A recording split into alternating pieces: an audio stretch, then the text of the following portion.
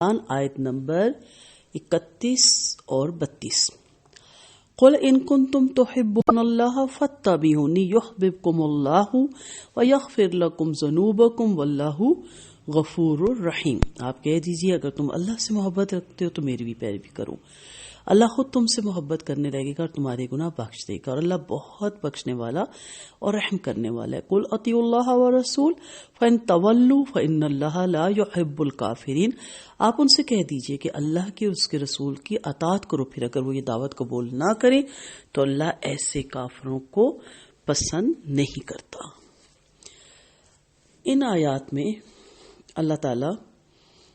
اتباع سنت کی اہمیت اور بدعت کا رد بتا رہی ہیں۔ اس آیت کے مخاطب صرف مسلمان ہی نہیں بلکہ اہل کتاب، کفار، مشرکین اور عامۃ الناس بھی ہیں، کیونکہ تقریباً سب کے سب اللہ کی محبت کا دعویٰ کرتے ہیں اور اس کی محبت کا دم بھرتے ہیں۔ تو اللہ تعالیٰ نے وضاحت فرما دی کہ اگر تم اپنے دعوے میں سچے ہو تو پھر اس کی صورت صرف یہی ہے کہ تم رسول اللہ صلی اللہ علیہ وسلم کی پیروی کرنے لگ جاؤ، جس کا نتیجہ یہ ہوگا کہ تم اللہ سے محبت رکھو گے اور اللہ تعالیٰ خود تم سے محبت کرنے لگے گا۔ نیز اس آیت میں مسلمانوں کی لمحہ فکریہ یہ ہے کہ جس خوبصورت انداز سے اس آیت میں اتباع سنت پر زور دیا گیا شاید اس سے زیادہ ممکن بھی نہ تھا۔ اتباع کے مفہوم میں اطاعت کی نسبت بہت زیادہ وسعت ہے۔ اطاعت صرف حکم میں اور منع کردہ کاموں کے رکنے میں ہوتی ہے، جبکہ اتباع یہ ہے کہ جیسے تم آپ صلی اللہ علیہ وسلم کو کرتے دیکھو ویسے تم بھی کرنے میں لگ جاؤ، جس بات کو پسند کرے اسے تم بھی پسند کرو، اور جس بات سے نبی کریم صلی اللہ علیہ وسلم نفرت کرے اس سے تم بھی نفرت کرو،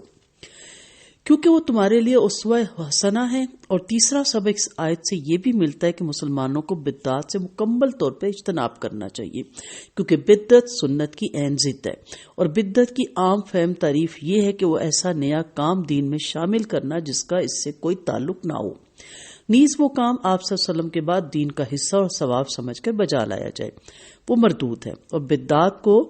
رواج دینے والا شخص تو شدید مجرم ہے، کیونکہ اس کی موت کے بعد بھی اس بدعت پر عمل کرنے والے لوگوں کے گناہ کا حصہ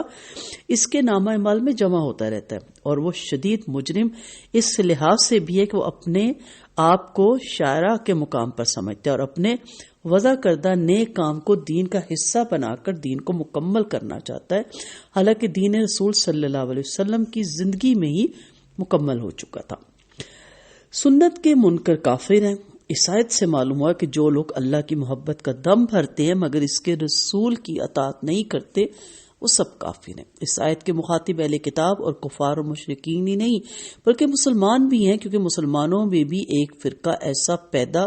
ہو چکا ہے جو صرف قرآن ہی کو ہدایت کے لیے کافی سمجھتا ہے۔ راہ قرآن پر عمل کر کے دکھانے کا وہ طریقہ جو نبی کریم صلی اللہ علیہ وسلم نے اپنی امت کو دکھایا تھا، یہ لوگ اس سے مستثنیٰ ہیں۔ ان کا دعویٰ یہ ہے قرآن پر ہر دور کے تقاضوں کے مطابق عمل کیا جانا چاہیے اور کیا جا سکتا ہے۔ یہ لوگ بھی اس آیت کی روح سے کافر ہیں، خواہ وہ خود کو مسلمان کہلوانے پہ کتنے ہی مصروف ہوں۔ اسی طرح جو لوگ رسول اللہ صلی اللہ علیہ وسلم کی اطاعت کے ساتھ کسی نئے نبی کی اطاعت بھی ضروری سمجھتے ہیں وہ بھی کافر ہیں، خواہ وہ خود مسلمان کہلانے پر کتنے ہی مصروف ہوں، کیونکہ آپ خاتم الانبیاء ہیں۔ تو اس طرح بہت سے ہمارے یہاں فرقے پائے جاتے ہیں، کوئی حدیث سے رسول کا منکر ہے، نعوذ باللہ، کوئی آپ صلی اللہ علیہ وسلم کے خاتم الانبیاء خاتم النبیین ان کا منکر ہے، نعوذ باللہ، اور کوئی آپ کے لائے ہوئے دین میں نئے نئے طریقے ایجاد کرنے کا موجد بن رہا ہے، اور وہ بھی جو بدعت کو بدعت حسنہ اور بدعت سیئہ کی تقسیم کر کے اس کو اچھی بدعتیں مقرر کر کے کہ لوگ اس طرح دین کے راستے کی طرف تیزی سے بڑھتے ہیں، یہ سارے لوگ اس میں شامل ہیں، کیونکہ اسلام مکمل ہو چکا، دین مکمل ہو چکا، نبی کریم صلی اللہ علیہ وسلم کی زندگی میں مکمل ہو چکا، اور اس کے بعد نہ کوئی نبی آئے گا جو اس کو مکمل کرے، نہ ہی یہ ادھورا ہے، اور نہ ہی اس میں کوئی نعوذ باللہ کمی ہے کہ اس کو ہم جیسے لوگ اس کو خوبصورت بنا کے اور اس میں لفاظی کر کے یا اس میں نئے نئے رنگ ڈال کے نئے نئے طریقے ایجاد کر کے لوگوں کو اس کی طرف مائل کریں۔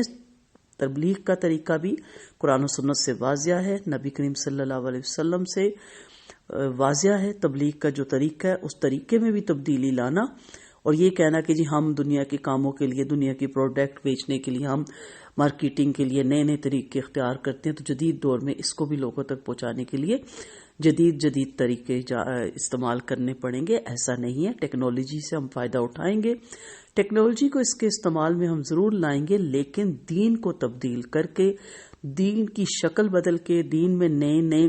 رنگ بھر کے اس کو لوگوں تک پہنچانا، یہ اسلام میں بالکل مطلوب نہیں ہے۔ تو اللہ تعالیٰ نے ایسے کافروں کو پسند نہیں کیا۔ تو یہاں کن کو کافر کہا جا رہا ہے؟ جو اللہ کے رسول کی اطاعت نہیں کرتے۔ تو اللہ کے رسول صلی اللہ علیہ وسلم کی اطاعت کے لیے ضروری ہے کہ ہم آپ کی سیرت پڑھیں، آپ کی سیرت کے ہر پہلو کو اس کی حکمتوں کے ساتھ سیکھنے کی کوشش کریں، اور آپ کی زندگی کو اسوہ حسنہ مانیں اور اس پر عمل کر کے اپنی دنیا اور آخرت کو سنواریں۔ وآخر دعوانا ان الحمد للہ رب العالمین۔